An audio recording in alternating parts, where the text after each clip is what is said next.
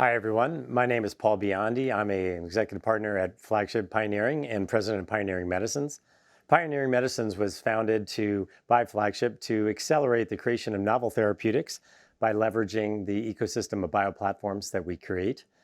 As part of our strategy, one of the things that we do is work very closely with strategic partners to try to advance an aligned view of a research portfolio. Back in 22, we signed our first collaboration with Novo Nordisk to advance a portfolio of potential programs within the cardiometabolic and rare disease spaces. And excitingly, last week, we announced two of our first programs together, one of those with Cellarity.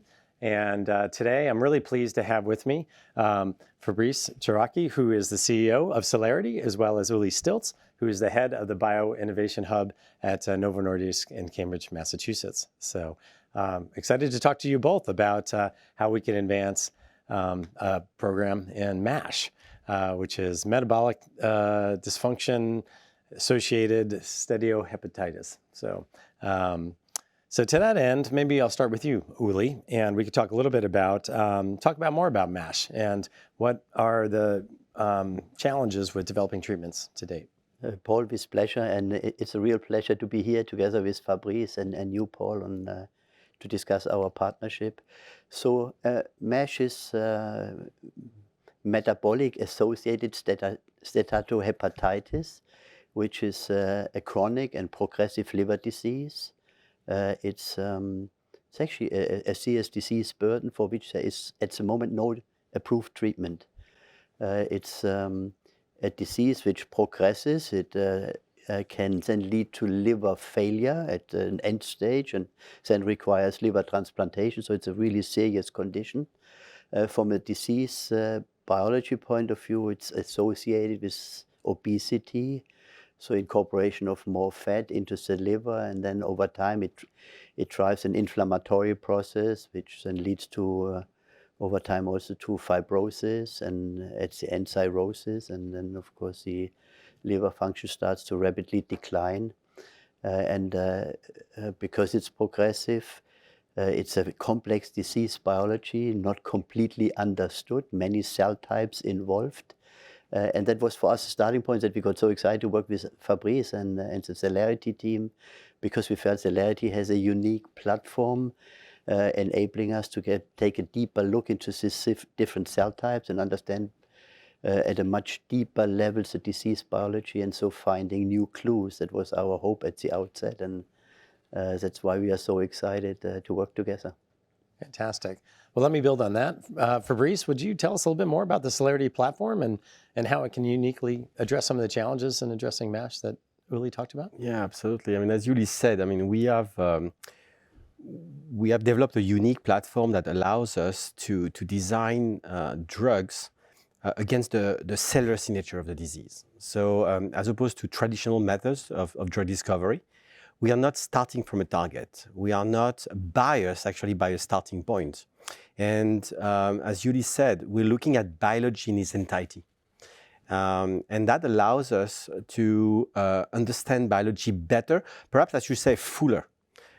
So we understand various components of the disease, and that allows us actually to identify drug candidates that, in a sense, are out of reach with the traditional method of biology. So how we do that, I mean, without going into detail, we are harnessing the power of multi-omics data and AI. We are really shifting the focus from a traditional molecular target to the underlying cellular dysfunction. And that allows us to look at biology in its entirety. And I think this is what clearly Uli and his team and the entire Novo Nordisk team felt. It was very orthogonal to what they are doing in their own labs. Great. Uli, we've already, through this collaboration, right, started to understand some of the biology around MASH and the two and working together. Can you talk a little bit from your perspective, even more about, hey, what is unique about this and how is this really going to help us lead to a potential new therapy for MASH? I think what is really important from my point of view is that The Solarity Platform brings us back to a systems biology level, so that we actually start to understand the biology in a cell in its totality. What is distinguishing between a healthy cell state and a diseased health state? And what are drivers between the two, driving from a healthy to a diseased state? And then also asking the question, could we potentially find ways to actually reverse this? So could we go back from a diseased state into a healthy state, but truly at a systems level? And in many ways, it reminds me, 10, 15, 20 years ago, we talked about two ways to discover drugs. Target-based discovery, which started in the 80s when we started to have the tools to identify single targets. And we still kept what we had in the 60s, a phenotypic approach. Now, what I would say today with the platform Fabrice and the team has built is we can do phenotypic discovery at a much smarter level. Right? Because we start to, based on single-cell sequencing data, so there's also convergence of technologies, single-cell sequencing and AI/ML methodology to then really deeply understand the connectivity in a cell, and then establish, and that's, I think, really important, a crosstalk between the biology and the chemistry. How do we then actually design molecules which at a cellular system level change the disease process? That's fascinating because in some way we tried to do it 20 years ago, but we didn't really have the tools for it. So it became like a blind movement, right? A shot in the blind. Now we start not a shot in the blind anymore, but a much smarter approach. That I think is so appealing. In addition to that, we can study different cell types and potentially also cell-cell communication, so that we can really uncover and unlock this complex disease biology. Yeah, I think, as Uli said, I think we've built some unique capabilities that allow us to link biology and chemistry to high-dimensional transcriptomic data. And I must say that when we first start talking to Uli's team, we were very honored that they were interested in our unique approach to drug discovery, but we were wondering whether we could teach Novo Nordisk anything new on NASH and metabolic disease. And so it was for us a great achievement that in a record time, actually leveraging our platform, leveraging also the partnership. I think that's very important, and I think you stressed that, Paul, earlier. I think being able to put together our brain, I think Novo Nordisk is bringing really their knowledge about the disease, and us bringing this unique technology, so we could really uncover very quickly, actually, some very interesting new biological insights into the disease that created excitement in the Novo Nordisk team. Yeah, I mean, just to build on that, I think one of the things that we're most excited about the nature of this partnership, right, is the fact that we can leverage the expertise of all three of our organizations. Exactly. And maybe you want to talk a little bit about that, Uli. How do you see kind of leveraging of the strengths between Pioneering Medicines, Cellarity, and obviously the great resources and talent you have at Novo Nordisk? And that is for me key in this, right? So it started at the outset, and Paul, this is how we designed the partnership, that we always start with a medical question. What is actually an unmet medical need we want to address? And in this case, we zoomed into MASH as a disease pathology we wanted to address, and then starting to think about how could we learn more about the disease, where Cellarity brings unique capability. We brought insights, we also brought data sets. Right, so we started to build a NASH liver atlas together in a first phase and pilot study. So, experimentally, is the work being done by Cellarity. We provided data. Your team was tightly involved also in articulating the problem we want to solve. So in many ways, we started to ideate in the beginning, and now we start to work together where we complement each other. So what is really important for me in this partnership is that the sum is more than the parts. Right? So we add to each other, so we can go into a discovery journey which none of us could do alone. Yeah. But together we can conquer new space of science which has not been conquered before. And that's, I think, where I'm so excited, because we go into unknown, and the unknown always has the promise that we discover something important. I mean, for me, that's the beauty of the Flagship ecosystem, because clearly, I mean, we are trying to tackle very complex questions, and being able to leverage on the knowledge from partners within the ecosystem is absolutely essential and game changing. So it allows to go fast. And I think it's quite unique what we can offer to partners like Novo Nordisk. Yeah, no, I totally agree. And I think, and this is such an important disease. I think it's unfortunately very much underserved, as you said in the beginning, Uli. And I think between the three of our teams and bringing all of the biology understanding that you start with, the unique insights that you're now starting to generate with your team, Fabrice, I'm excited about where we could go, teamed up with my team's capabilities and just helping to pull this forward into a new medicine. One of the things I just wanted to hit on towards the end here was the importance of how AI works within the Solarity platform.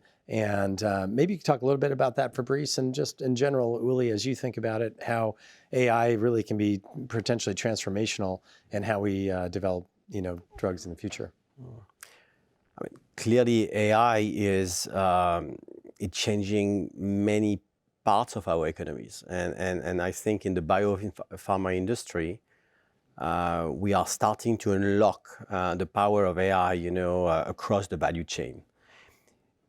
In many aspects, I think AI will allow us to be more efficient. I will let Uli comment. If there is an area where I think it's going to be transformative, it's really drug discovery. And for the reason that we discussed earlier, I think AI allows us to understand biology much deeply, in a much fuller fashion. Biology is complex. Now we have the tools actually to generate lots of data, more data than the human brains can process, and being able to have the computing power and the algorithm to give a meaning to this data, to understand biology in its entirety, not through a reductionist approach, something that we've done so far, and which had limitation. When you try to be reductionist, you try to be simple, but often you become simplistic, and the things that the hypothesis that you generate often don't translate to the clinic. I think now we have those tools that, in my opinion, will lead us to a new era in therapeutic research, which will change the game in terms of productivity. And we will see many more drugs being developed faster to unlock disease like NASH potentially, that have not been able to be unlocked through traditional methods in the past. Thoughts, Uli? You, of course, Paul, asked a very broad question about the impact of AI. I personally think, it will impact almost all elements of this discovery and development journey when it comes to developing new medicines. Now, it's a moment, of course, with Cellarity, we start on the discovery side. And, I mentioned a few thoughts. It's understanding biology based on single-cell sequencing data. There's this richness of data, which, a human brain would be impossible to conceive, but AI/ML platforms and builds a model, an atlas out of it. How is this, kind of biology and the connectivity in the cell? So how is this cell actually working? And then I think important in the Cellarity platform, from my point of view, it's not only to understand fundamentally the biology, but it's also a platform which found a way to create a crosstalk between the biology and the chemistry. And so thinking about molecules in fingerprints and how incremental parts of fingerprints could drive a molecular design to not only go about one target, which we have learned to do over quite some time, but to think about a phenotypic transition in a cell state. And that's fundamentally novel. We didn't have the tools before, so I think that is really exciting. The last piece I would like to add to complement what Fabrice was saying, I think there's also a piece on understanding biomarkers, and then with biomarkers, understanding patient subtypes and how to position molecules in potential patient subgroups and responses in humans, and how to improve this in a more segmented way. So I do think the Cellarity platform also has promise in this direction.